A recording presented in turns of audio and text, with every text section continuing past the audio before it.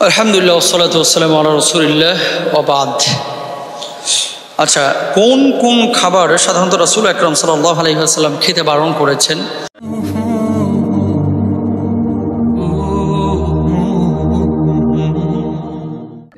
এবং যেগুলো আল্লাহ রাসূল সাল্লাল্লাহু আলাইহি ওয়াসাল্লাম নিজে পছন্দ করতেন না, এমন কোনো বিষয় রয়েছে কিনা? গুরুত্বপূর্ণ একটি বিষয়। দেখেন, কিছু খাবার রয়েছে যেগুলো আল্লাহ সুবহানাহু ওয়া তাআলা পবিত্র কুরআনুল কারীমেই নিষিদ্ধ করে দিয়েছেন, হারাম করে দিয়েছেন। যেমন মৃত প্রাণী, হরিমাত আলাইকুমুল মাইতা ওয়াদ দামু ওয়া লাহমুল খিনজির, যেমন মৃত প্রাণী, তারপরে আপনার রক্ত, তারপরে শূকরের গোশত, এই ধরনের খাবারগুলো আল্লাহ তাআলা কুরআনুল কারীমে নিষিদ্ধ করে দিয়েছেন। কিন্তু কিছু খাবারকে আল্লাহ রাসূল সাল্লাল্লাহু আলাইহি ওয়াসাল্লাম গ্রহণ করাকেও ক্ষতিকর বলেছেন। নবীজি সাল্লাল্লাহু আলাইহি ওয়াসাল্লাম অনেক হালাল খাবারও কখনো কখনো স্বাস্থ্যের জন্য ক্ষতিকর তিনি বলেছেন। খাবার অবস্থা ভেদে ক্ষতিকর, আবার অবস্থা ভেদে কখনো কখনো সেটা স্বাস্থ্যের জন্য উপকারী হয়ে থাকে। আল্লাহ রাসূল সাল্লাল্লাহু আলাইহি ওয়াসাল্লাম সাধারণ খাবার খুব পছন্দ করতেন এবং মানুষকে খাবার গ্রহণে পরিমিত অবস্থা, অর্থাৎ কম করে খাবার গ্রহণ করাকে উৎসাহিত করতেন এবং এ কথা বলেছেন যে একজনের খাবার দুজনের জন্য যথেষ্ট। আল্লাহ রাসূল সাল্লাল্লাহু আলাইহি ওয়াসাল্লাম যেসব খাবার স্বাস্থ্যের জন্য ক্ষতিকর সে সম্পর্কে তিনি সুস্পষ্ট দিক নির্দেশনা দিয়েছেন। সে খাবারগুলো কি? নবীজি সাল্লাল্লাহু আলাইহি ওয়াসাল্লাম মানুষকে এমন খাবার খেতে বলেছেন যে খাবার খুব দ্রুত হজম হয়ে যায়। আর যেসব খাবার শরীরের জন্য ক্ষতিকর, হজমের জন্য ক্ষতিকর, পরিপাকতন্ত্র, শ্বাসতন্ত্রের জন্য ক্ষতিকর, তেমন কোনো খাবার তিনি গ্রহণ করতেন না। সে ফর এক্সাম্পল তরমুজ, আপনারা গরমের সময় প্রচুর খান, আমরাও খাই। আম, এই জাতীয় খাবারগুলো শরীরের জন্য কিন্তু খুব উপকারী। শশা শরীরের জন্য উপকারী এবং হজম হতে খুব বেশি সময় নেয় না। তো এই জাতীয় যেই খাবারগুলো খুব দ্রুত হজম হয়, এই খাবারগুলো আল্লাহ রাসূল সাল্লাল্লাহু আলাইহি ওয়াসাল্লাম তিনি খেতেন, পছন্দ করতেন। আর যেসব খাবারগুলো শরীরের জন্য ক্ষতিকর, যেমন 1 নম্বর পাকস্থলীর ওপরে চাপ পড়ে এমন খাবার আল্লাহ রাসূল সাল্লাল্লাহু আলাইহি ওয়াসাল্লাম খেতেন না, কাউকে খেতেও বলতেন না। দ্বিতীয়ত ফুসফুসের কার্যকারিতা হ্রাস পাবে এমন কোনো খাদ্য এবং পানীয় আল্লাহ রাসূল সাল্লাল্লাহু আলাইহি ওয়াসাল্লাম গ্রহণ করতেন না। 3 নম্বর অতিরিক্ত স্বাদ ও রুচির জন্য বেশি মশলাযুক্ত খাবার আল্লাহ রাসূল সাল্লাল্লাহু আলাইহি ওয়াসাল্লাম নিজে খেতেন না এবং খেতেও নিরুৎসাহিত করেছেন। দেখেন, মশলা যত বেশি খাবেন আপনার শরীরে এই খাবারটা তত বেশি ক্ষতিকর হবে।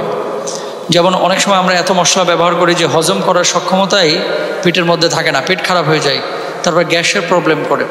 এজন্য শুধু বাংলাদেশ না, সারা পৃথিবীর চিকিৎসা বিজ্ঞানী যারা এ নিয়ে পড়াশোনা করেছেন প্রত্যেকেই বলেন যে এমন খাবার খাবেন যেখানে মশলা কম থাকে। মশলাযুক্ত বেশি তৈলাক্ত খাবার আপনারা খাবেন না, এটা নবীজি সাল্লাল্লাহু আলাইহি ওয়াসাল্লাম নিজেও পছন্দ করতেন না।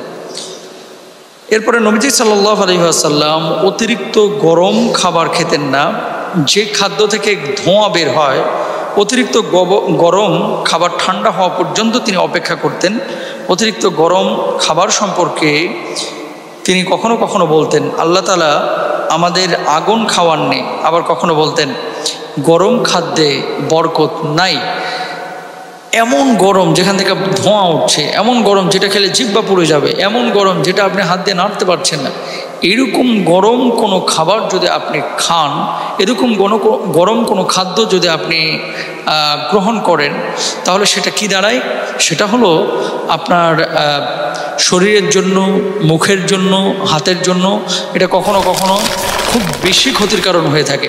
এবং বাচ্চাদেরকে গরম খাবার অনেক সময় দেওয়ার কারণে কিন্তু মুখ বেশ পুড়ে যায়, বৃদ্ধদেরকেও দেওয়ার কারণে কিন্তু মুখ পুড়ে যায়।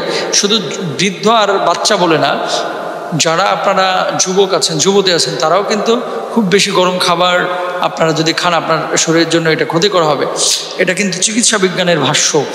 আর আপনি বিজ্ঞান কি বলে এটা পরের বিষয়। দেখেন, অতিরিক্ত গরম যদি চা আপনার মুখের মধ্যে ঢেলে দেন তাহলে জিহ্বা পুড়ে যাবে না, পরবর্তীতে আপনার খেতে সমস্যা হয়। এর জন্য আল্লাহ রাসূল সাল্লাল্লাহু আলাইহি ওয়াসাল্লাম বলেছেন যে আল্লাহ তাআলা আমাদেরকে আগুন খাওয়ান না এবং গরম খাদ্যের মধ্যে বরকত নাই। নবীজি সাল্লাল্লাহু আলাইহি ওয়াসাল্লাম গরম খাবার পছন্দ করতেন না যেটা থেকে ধোঁয়া ওঠে। তবে হ্যাঁ, ঠান্ডা করে তারপরে তিনি খাবার খেতেন। আবার মনে করেন না যে সবসময় আল্লাহ রাসূল সাল্লাল্লাহু আলাইহি ওয়াসাল্লাম পান্তা ভাত খাইছেন বা বাসি ভাত খেয়েছেন, এমনটা মনে করার সুযোগ নেই। নবীজি এই যে আগের দিনের রান্না করা খাবার পরের দিন খাওয়াটাকেও পছন্দ করতেন না, এটাও কিন্তু একটা বিষয়। অর্থাৎ আজকেই রান্না হবে এবং সেটা পরিমিত গরম থাকবে, ধোঁয়া ওঠা গরম থাকবে না, এরকম খাবার আল্লাহ রাসূল সাল্লাল্লাহু আলাইহি ওয়াসাল্লাম খেতে বলেছেন। আরেকটা বিষয়, আমরা এমন কিছু মশলা খাবারের ভিতরে ব্যবহার করি যে মশলাগুলো মুখে দুর্গন্ধ তৈরি করে। দেখেন, আপনার মুখে যদি এই ধরনের পেঁয়াজ, রসুন, মুখে দুর্গন্ধ যদি তৈরি হয় খাওয়ার কারণে, তাহলে আপনার কাছে রহমতের ফেরেশতা ভিড়বে না, আসবে না। তাহলে রহমতের ফেরেশতা যদি না আসে এটা তো আপনার জন্য ক্ষতিকর। এর জন্য দুর্গন্ধযুক্ত কোনো খাবার মশলা আপনারা ব্যবহার করবেন না। অনেক সময় মশলা আপনি খেয়েছেন মুখ দিয়ে, কিন্তু পরবর্তীতে বদ হজমের কারণে আপনি মসজিদে গিয়েছেন বা মাজলিসে বসেছেন অথবা মানুষের মাঝখানে বসেছেন, তারপরে দেখা যাচ্ছে অনবরত বায়ু নিঃসরণ হচ্ছে এবং সেটা দুর্গন্ধ ছড়াচ্ছে। এমনটা করা যাবে না। এটা সম্পূর্ণরূপে একটা ন্যাক্কারজনক কাজ যে আপনার এই খাবারের কারণে অন্য মানুষকে কষ্ট দিবেন, এটা কিন্তু হয় না।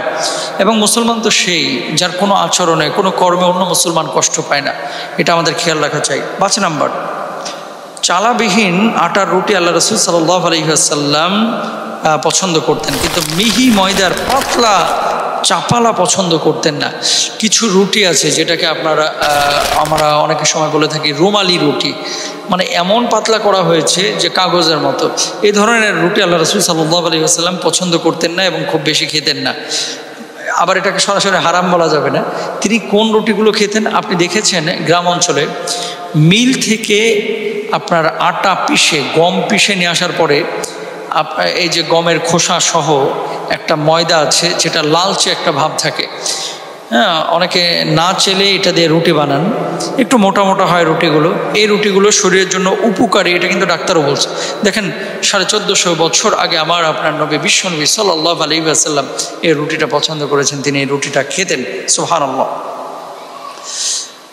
তারপরে 6 নম্বরে, যেসব খাবার দ্রুত হজম হয় না তা খাওয়া থেকে বিরত থাকার কথা আল্লাহ রাসূল সাল্লাল্লাহু আলাইহি ওয়াসাল্লাম বলেছেন। শুধু তাই নয়, নবীজি সাল্লাল্লাহু আলাইহি ওয়াসাল্লাম কখনো অতিরিক্ত খাবার খেতেন না। এক নাগাড়ে খাবার খাওয়ার উপর থাকতেও নিষেধ করেছেন। অতিরিক্ত খাবার খাওয়া সম্পর্কে আল্লাহ রাসূল সাল্লাল্লাহু আলাইহি ওয়াসাল্লাম বলছেন, মুমিন 1 অন্ত্রনালীতে খাবার খায় আর কাফের অবিশ্বাসীরা 7 অন্ত্রনালীতে খাবার খায়। এবং খাবার যখন আপনি খাবেন তখন পেটটাকে 3 ভাগে ভাগ করবেন, 1 ভাগে খাবার, আর 1 ভাগে পানি, আর 1 ভাগ খালি রাখবেন। আবু হুরায়রা রাদিয়াল্লাহু তাআলা আনহু বর্ণনা করছেন, নবীজি সাল্লাল্লাহু আলাইহি ওয়াসাল্লাম কখনো কোনো খাবারকে খারাপ বলেননি। তিনি কোনো খাবার পছন্দ হলে খেয়েছেন আর অপছন্দ হলে ত্যাগ করেছেন। আল্লাহ তাআলা আমাদেরকে বোঝার তৌফিক দান করুন, আমিন।